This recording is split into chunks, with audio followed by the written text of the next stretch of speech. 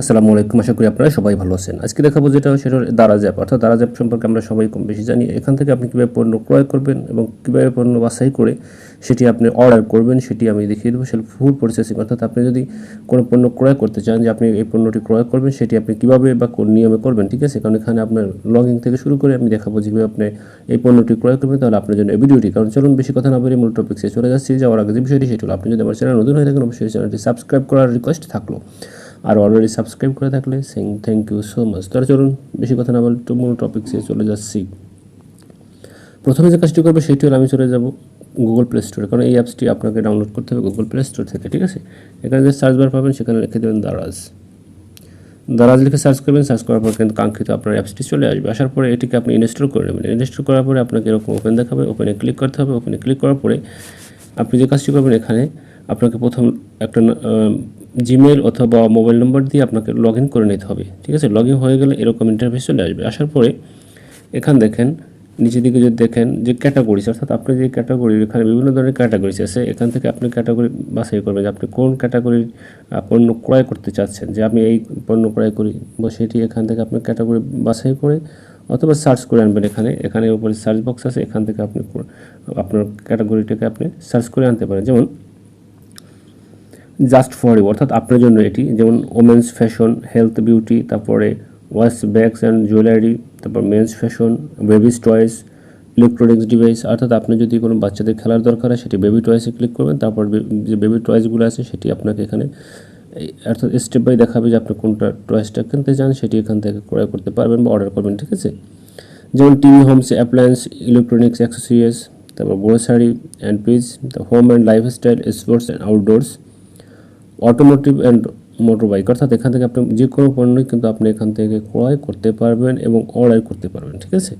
অর্থাৎ এখান থেকে আপনাকে ক্যাটাগরি আপনাকে বাছাই করতে হবে আগে, তারপর আপনার ক্যাটাগরি অনুযায়ী আপনি এখান থেকে ক্রয় করতে পারবেন। যেমন আপনি যদি প্রথমে দেখেন স্ট্যান্ড ফান্ড, আপনি যদি স্ট্যান্ড ফান্ড ক্রয় করতে চান সেক্ষেত্রে আপনাকে এখানে ক্লিক করতে হবে। ক্লিক করার পরে কিন্তু আপনাকে এরকম ইন্টারফেস আসবে। আসার পরে আপনি এখান থেকে যে স্ট্যান্ড ফান্ড দিয়ে আপনি ক্রয় করতে চাচ্ছেন সেটি কিন্তু আপনাকে এখানে দেখাবে। অর্থাৎ বিভিন্ন ধরনের স্ট্যান্ড ফান্ড, বিভিন্ন দামের এবং বিভিন্ন মানের, ঠিক আছে? এখান থেকে আপনাকে চয়েস করতে হবে দামের দিক থেকে এবং মানের দিক থেকে আপনি কোন জিনিসটা আপনাকে পছন্দ এবং দামে কম বা বেশি আপনি যেটা হতে পারে আপনি এখান থেকে চুজ করবেন।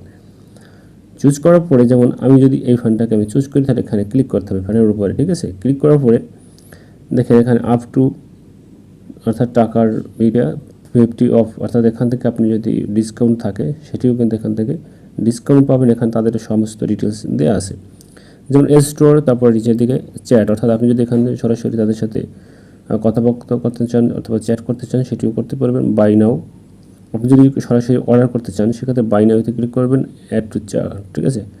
অর্থাৎ এখান থেকে আপনি যেটা আপনার পছন্দ সেটি আপনি করবেন। যেমন আমি যদি অর্ডার করি সেক্ষেত্রে আমাকে বাই নাওতে ক্লিক করতে হবে। ক্লিক করার পরে যেমন আমি যে আগে থেকে লগ ইন করা যে মোবাইল নাম্বারটি দিয়ে সেটি এখানে দেখাচ্ছে, এখানে দেখানোর পরে আপনি চলে যাবেন সরাসরি লগ ইনে। আপনি যখন এটি সাইন আপ হওয়ার পর লগ ইন অপশন আসবে, আসার পরে এরকম ইন্টারফেস আসবে। আসার পরে ক্লিক করতে হবে। এখানে আপনাকে 6 ডিজিট, অর্থাৎ এখানে যে আপনাকে 6 ডিজিট নাম্বার আছে সেটি আপনাকে এখানে বসিয়ে দিতে হবে।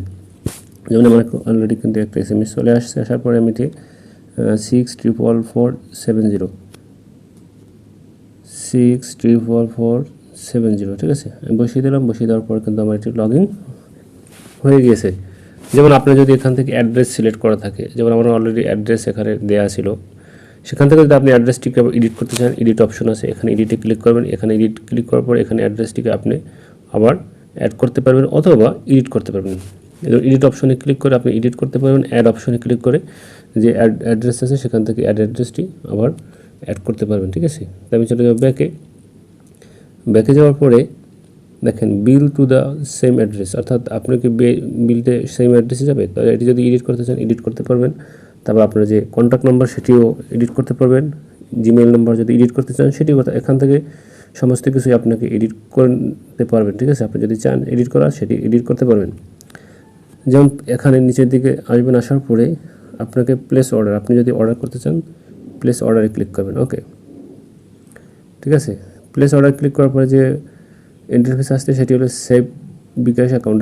আপনাকে এখানে আপনি এইটি কোন মেথডে আপনি অর্থাৎ আপনাকে মেথড অপশন সিলেক্ট করতে হবে। আপনি কি ক্রেডিট ডেবিট কার্ড দিয়ে আপনি পেমেন্টটা করতে চাচ্ছেন, অথবা বিকাশ, রকেট, তারপর ইনভেস্টমেন্ট, তারপরে ডিবিবিএল, তারপর ক্যাশ অন ডেলিভারি। আপনি যদি চান যে আমার জিনিসটা বা পণ্যটা আমি হাতে পাওয়ার পর আমি টাকা পে করব, সেটিও করতে পারবেন।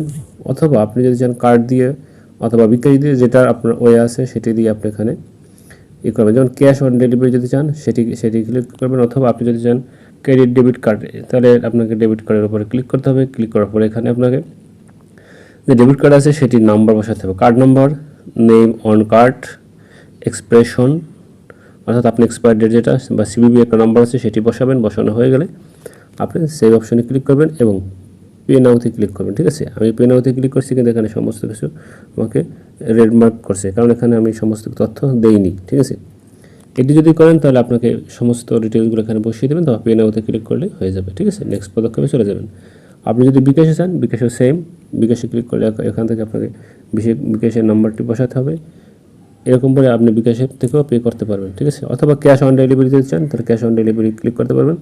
যেমন এখন ক্যাশ অন ডেলিভারিতে ক্লিক করার পর কিন্তু কনফার্ম অর্ডার, আপনার অর্ডারটা কিন্তু কনফার্ম হবে। যদি আপনি এখানে ক্লিক করেন যে আপনার কনফার্ম অর্ডারে, তাহলে কিন্তু ক্যাশ অন ডেলিভারি হয়ে যাবে। এখান থেকে আপনি পণ্যটা হাতে পাবেন, তারপর আপনি এখান থেকে ডেলিভারি বা পেমেন্টটা দিয়ে দেবেন। ঠিক আছে, অর্থাৎ আপনি জিনিস বুঝে পণ্য হাতে পেয়ে তারপরে আপনি পেমেন্টটা দেওয়ার সুযোগ আছে। এটা হলো ক্যাশ অন ডেলিভারি ব্যাপারে। ঠিক আছে, এরকম করে আপনি ঘরে বসেই দারাজ অ্যাপ ব্যবহার করে আপনি এটি কিন্তু যে কোনো পণ্য ক্রয় করতে পারবেন খুবই সহজে। অর্থাৎ এখানে আমি অল্প সময় দেখিয়েছি, তারপর আপনি ডিটেলস আপনার যদি প্র্যাকটিস করেন যে এটি আপনি কীভাবে ব্যবহার করবেন, সেটা তাহলে আপনি পেরে যাবেন। ঠিক আছে, যাই হোক, এরকম করে আপনি আপনার দারাজ অ্যাপ থেকে আপনি পণ্য ক্রয় করতে পারবেন।